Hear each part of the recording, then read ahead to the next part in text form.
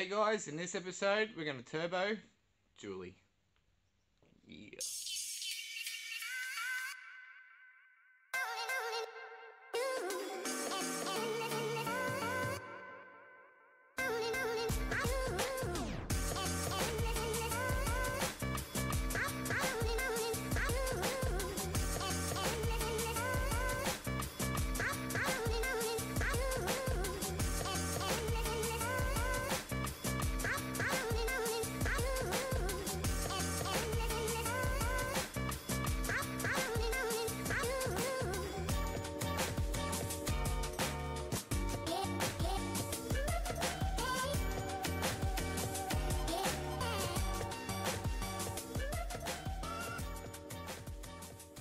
Hey guys, and welcome back. I hope everyone's doing really well. You can see in the background here we have Julie.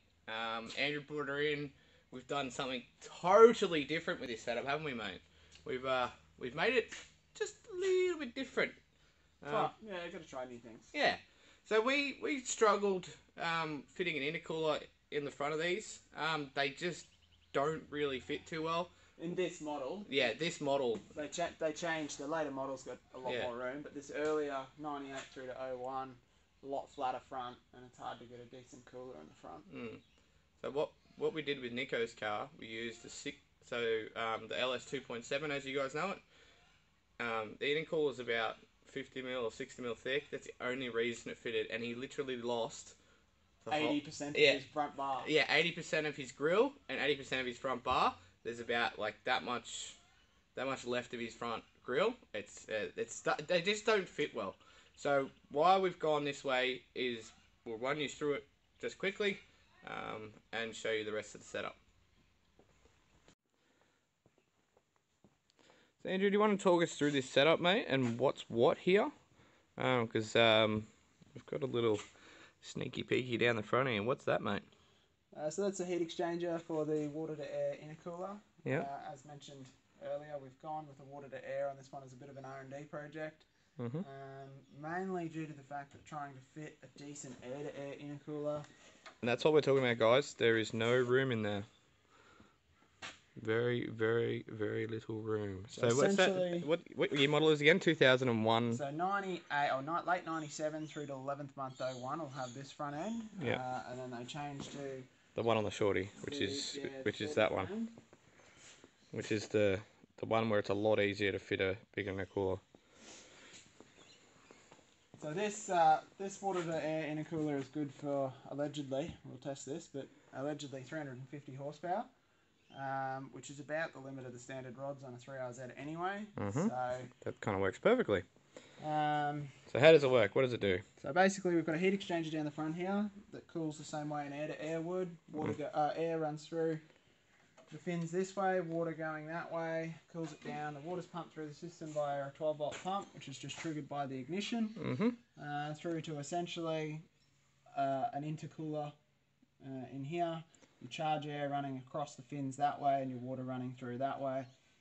Yeah, and obviously that's the cool water, that's the hot water. That's just the way we set it up. What's that little jigger? So we've got a remote filler up here at the highest point to try and aid in bleeding the system. Which is not fun. As I said, this is an R&D project, so I probably will make a few changes to the positioning of the pump and whatnot to try and aid in that problem. But obviously a nice short inlet tract. It is still relatively easy to get to your spark plug leads. Not really that much different to having a 180 on there for your air-to-air. It's still just hose clamp, one bolt on the back here. Yep. Lay the whole lot over onto the top. Because we just used one bracket here to actually hold it. The silicon pipes do a really good job of holding it in position. One, because they're really short, and it's also very close together. So we did use a turbo beanie, a blanket, which was donated by Nathan. Thank you very much. I fitted a 3-inch exhaust, which goes all the ways down there. It has an O2 bung in it for later on. Also for testing, what we're going to test on it. We used the location we've changed a bit. You would have seen in the last video we moved the air filter back here. And yes, this is not ideal for getting the coldest air, but also this is forced induction, guys. Air traveling under the bonnet and getting sucked back into here. It's not going to be that dramatic. I think you guys are. The amount of air that this turbo is going to suck in under full boost is hundreds of litres per minute. Like way more than the volume of this engine bay. So the air's not really in there that long to get hot. No. Obviously, idling at a set of traffic lights, yes, the air is going to be hotter, but we're also not going to be on boost idling at a set of traffic lights or in traffic. Yeah, well said. So, yeah, don't get yourself all caught up in the location of the air filter. Also, you can see underneath there. So to make it legal to get it mod plated and not get hassled by police is your air filter. So in New South Wales, you have to have a box enclosing this. In Queensland, all we have to do is just have one single mount holding onto a strap, and that is located to there. So that is that, and it's very, very, very simple and easy to do. This is an experiment, guys. We know it's going to work, but how well it's going to work is we don't know.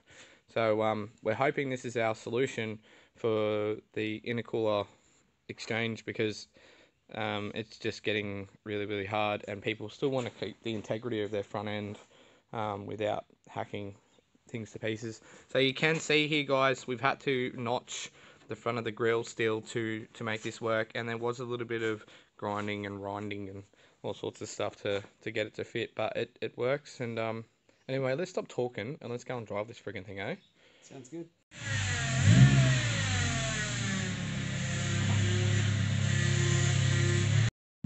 So guys, you're probably wondering what that whining noise is. It's definitely not a supercharger hidden under the bonnet. That is the power steering pump has decided to go kaput. So anyway, we're going to go and let this ECU sort itself out, take it for a little gentle drive, and film some more footage. So luckily enough, I have a bit of a testing ground where I live. It's all pretty rural, dairy farms and all sorts of stuff, so there's plenty of open road. It's all 100k an hour, but we can test our stuff and don't have to worry about it hurting anyone or doing anything silly, breaking any laws. Yep, that's right, it's all legit. Give it a hit.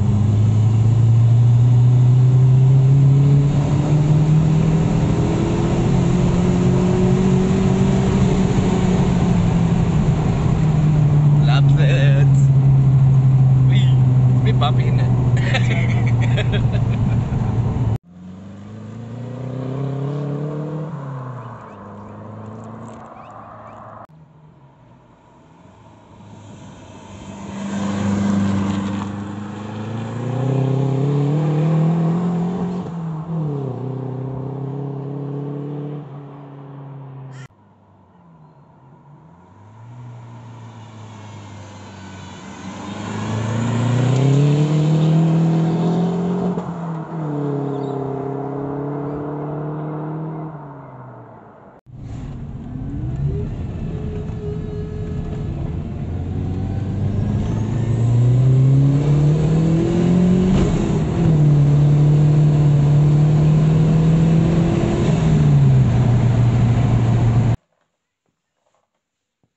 So guys, we did some thermal checking when we got back. We used the ray gun, the thermal infrared gun.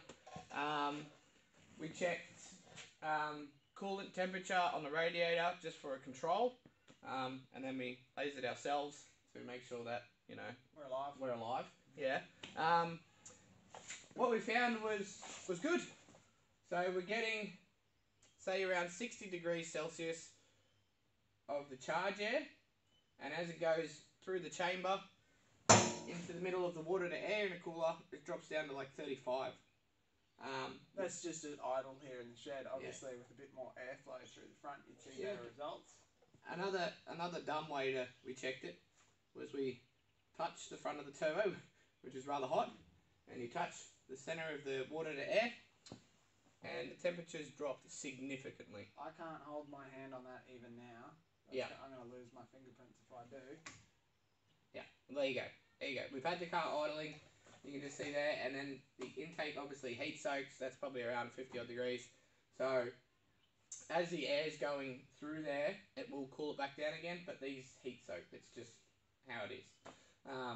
But overall, very impressed. It works great. AFRs were good. Fuel pressure was good. Boost pressure was good. So we have no RPM gauge in the car, so we can't actually tell you when we're hitting boost. But it is very linear. It is very lots of area under the graph sort of stuff. Me and Andrew are both thoroughly happy with it. So yeah, it's turned out really well. We're going to tell them about road trip. Well, you just did. Well, whoops. So what?